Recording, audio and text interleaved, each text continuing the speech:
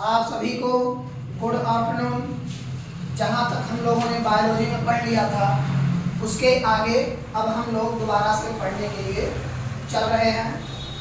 ठीक है, तो हम लोगों ने अगली क्लास में क्रोमोसोम तक देख लिया था और क्रोमोसोम के बाद हम लोगों को आगे की तरफ जो है पढ़ना है। ठीक है, क्रोमोसोम की संरचना हम लोगों ने पूरी तरह से देख लिया था। उसी संरचना में केंद्रक के अंदर माइटोकॉन्ड्रिया तथा सेल के अंदर डीएनए हमारा पाया जाता है। उसी डीएनए के अंदर आरएनए, आरएनए के अंदर डीएनए के अंदर जीन और उसी जीन के अंदर एटी, जीसी या 4 प्रकार के हार्मोन्स पाए जाते हैं जो हमारे शरीर के रूप में सहायक होते हैं और उनके बारे में बहुत सारी जानकारियां होती हैं। ठीक है, तो स्ट्रक्चर की अगर हम बात करते हैं तो स्ट्रक्चर पहले भी हम लोगों ने देख रखा है कि किस तरह से इनके स्ट्रक्चर बनते हैं। तो ये हमारे क्या है, क्रोमोसोम के स्ट्रक्चर हैं और उन्हीं में एक लेंथ के आधार पर डीएनए पाया जाता है, इसे हम डीएनए कहते हैं। ठीक है, इन सभी भागों को मैंने इसके बारे में बता दिया था। इसे टेलोमर कहा जाता है, इसको सेंट्रोसोम कहा जाता है और इसे हम कहते हैं सेटेलाइट।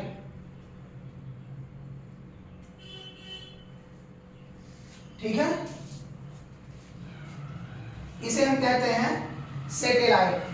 इसके अंदर 6 भाग में, ये 10 भाग में पूरी तरह से बटा होता है।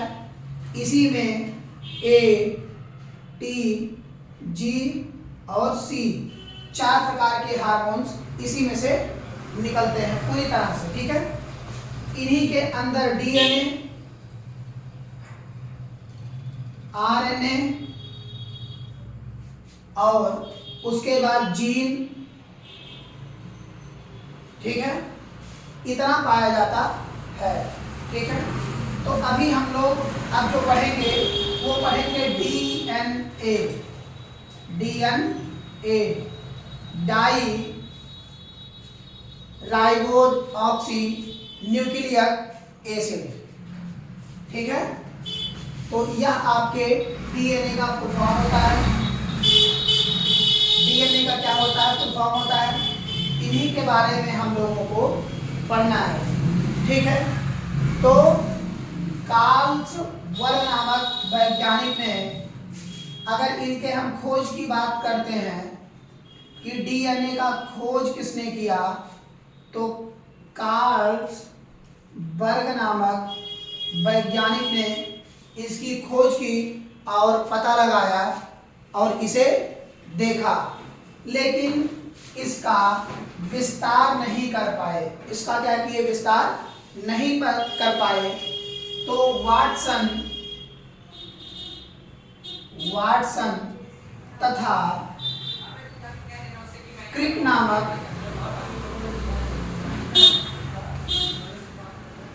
इन्हीं दोनों वैज्ञानिकों ने डीएनए के स्ट्रक्चर या हम कहें संरचना के बारे में पूरी तरह से जानकारी दिया और बताया। पूरी तरह से जानकारी दिया और बताया। तो डीएनए के संरचना के बारे में वाटसन तथा क्रिक महोदय ने बताया, लेकिन अगर हम डीएनए के देखने की बात करते हैं तो कार्ल्स वर्ग नामक वैज्ञानिक ने इसको देखा। ठीक है, उसके बाद आता है हमारा जीन। तो अगर हम जीन की बात करते हैं तो जीन को जा से हम इंडिकेट करते हैं। तो जोहान्स वर्ग नामक वैज्ञानिक ने जीन की खोज की थी। ठीक है, जीव की खोज की थी जोहान्सबर्ग।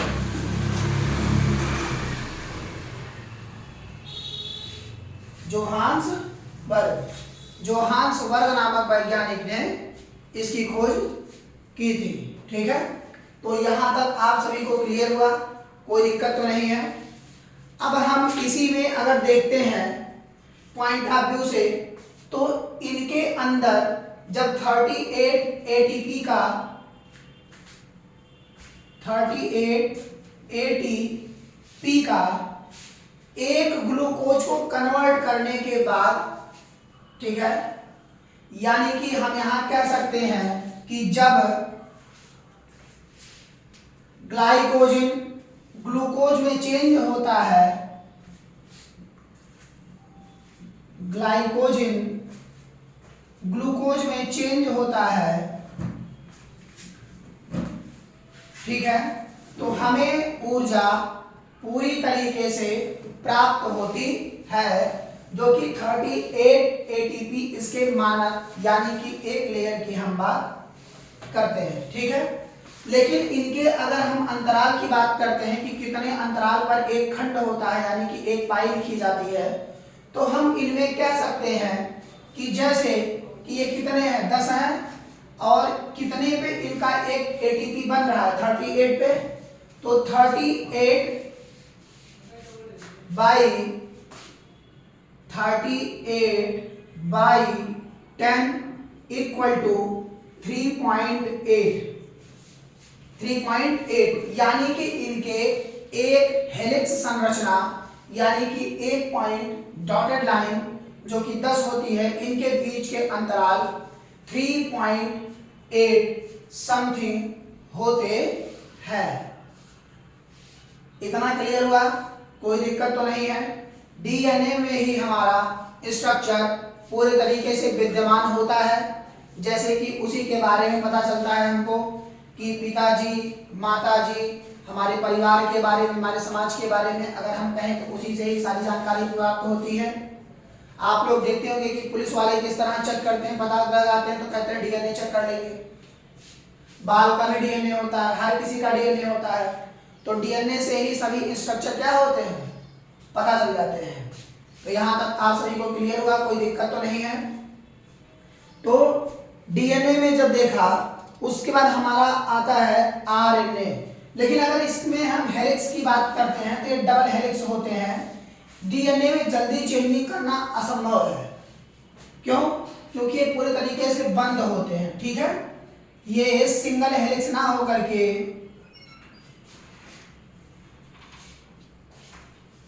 डबल हेलिक्स होते हैं, डबल हेलिक्स होते हैं।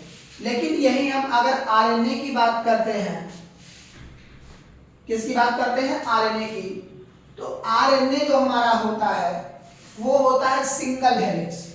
कैसा होता है, सिंगल हेलिक्स, और ये पूरी तरह से खुला होता है, पूरी तरह से खुला होता है। जैसे कि अगर हम कोरोना की बात करते हैं, ठीक है, तो कोरोना में अगर हम देखेंगे तो उसमें भी सिंगल हेलिक्स ही पाया जाता है कोरोना में, कुछ इस तरह से ऐसे, और इनके बीच के जो अंतराल होते हैं इसी तरह ऐसे लगे होते हैं, जिनसे इनमें चेंजिंग जल्दी हो जाता है। इन्हें हम कहते हैं RNA, ribo nucleic acid, ribo nucleic acid. ठीक है, यहां तक आप सभी के समझ में आया, यानी कि ये किसकी संरचना है, आरएनए की। ठीक है, इसमें हम इसको परिवर्तित कर सकते हैं, अर्थात इसमें चेंज कर सकते हैं। ठीक है, यानी कि परिवर्तन होगा। अगर इनके रूप की हम बात करें तो कोरोना इनका रूप है, जो सबसे पहले आकर के माइटोकॉन्ड्रिया की सहायता से निर्माण शरीर में कोरोना के रूप में कर लेता है और अनेक प्रकार की परेशानियों को खड़ा करता है। ठीक है, अब इसके बाद जो हमारा होता है, ठीक है,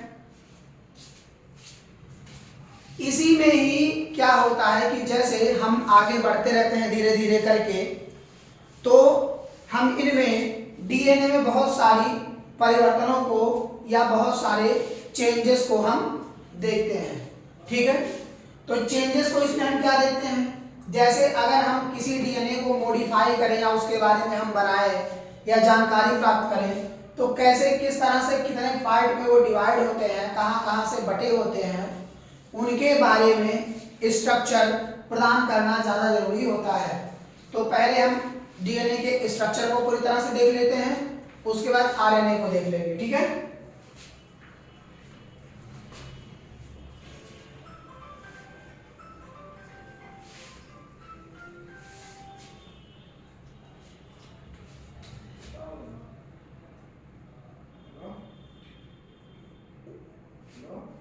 डीएनए यह पूरी तरह से दो तरीके से बटा होता है। पूरी तरह से कैसे? दो तरीके से बटा होता है। एक को कहते हैं न्यूक्लियोसाइड और दूसरे को कहते हैं फास्फेट। ठीक है, पहले को कहते हैं न्यूक्लियोसाइड तथा दूसरे को फास्फेट कहते हैं। फास्फेट कहते हैं, लेकिन इसमें हम देखते हैं कि फास्फेट में तो कोई चेंजिंग नहीं होती, लेकिन न्यूक्लियोसाइड में दो तरह होते हैं। एक तरफ होता है शुगर और दूसरी तरफ होता है नाइट्रोजन बेस। नाइट्रोजन बेस ये दो तरह का होता है। ये कैसा होता है? दो तरह का। पहला होता है शुगर और दूसरा होता है नाइट्रोजन बेस। Nitrogen base. ठीक है, तो ये हमारे समझ में आया। अब इसके बाद इनको अलग अलग तरह से अलग अलग तरीके से इनको चेंज किया जाता है और इनको बनाया जाता है। जैसे कि अगर इन्हीं में हम देखें, शुगर की बात करते हैं, तो शुगर में हम क्या पाते हैं कि राइबोसोम भी होगा इसमें, क्योंकि बगैर राइबोसोम के शुगर बनेगा नहीं। ठीक है, तो इनमें क्या होता है, राइबोसोम शुगर और डाईऑक्सी शुगर दो तरह के पाए जाते हैं। ठीक है, तो पहला होता है राइबोसोम, दूसरा डाईऑक्सी शुगर। लेकिन अगर हम यहीं पर नाइट्रोजन बेस की बात करते हैं, तो नाइट्रोजन दो तरह का होता है। एक में होता है प्यूरिन और दूसरे में होता है पाइरेटो।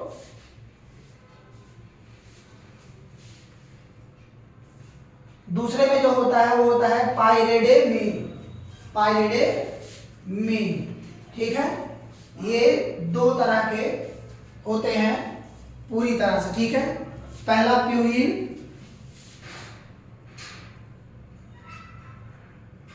दूसरा होता है पाइरेडेमीन। ठीक है, पाइरेडेमीन यह दो तरह से बढ़ते हैं। अब इसी में जो मैंने आपसे बताया था कि एटीजीसी 4 प्रकार के हार्मोन्स पाए जाते हैं, 2 इसमें पाए जाते हैं और 2 इसमें पाए जाते हैं, जिनके नाम है एडवानिन, ग्वानिन, साइटोसिन और थायमिन। ये 4 तरह के पाए जाते हैं।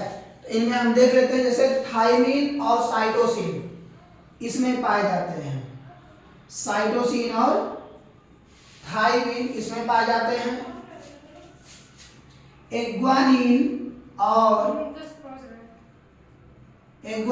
और ग्वानिन, ठीक है, दो तरह के इसमें पाए जाते हैं। लेकिन अगर हम इनमें बॉन्ड की बात करते हैं तो ए और टी के बीच, ए तथा टी के बीच डबल हेलिक्स हाइड्रोजन बॉन्ड पाया जाता है, तथा वहीं पर अगर हम जी और सी के बीच की बात करते हैं, इसमें ट्रिपल हेलिक्स हाइड्रोजन बॉन्ड पाया जाता है, ठीक है। तो ये आपके डीएनए के पूर्ण स्ट्रक्चर के बारे में था। तो ये आपके बेसिक कॉन्सेप्ट के ऊपर है, जहां से भी एग्जाम्स में पूछे जा सकते हैं, ये पूरे टॉपिक हैं। यहां से बहुत ज्यादा पूछा जाता है कि प्यूरिन में कौन से दो ऐसे, अगर हम कहें कि जो हमारी तरह हमारी शरीर से हार्मोन्स निकलते हैं वो कौन से होते हैं, तो एड्वानिन और ग्वानिन दो तरह के निकलते हैं। और पायरेटिनिन की बात करते हैं तो साइटोसिन और थायमिन दो तरह के निकलते हैं, ठीक है। तो यहाँ तक आप सभी के समझ में आ गया। अब इसके बाद आपका बचता है आरएनए। आरएनए के बाद हम लोग पढ़ेंगे सेल डिवीजन, ठीक है। तो इसको हम लोग कल पढ़ेंगे। तब तक के लिए आप सभी लोग हमारे चैनल से जरूर जुड़ें और सब्सक्राइब करना ना भूलें।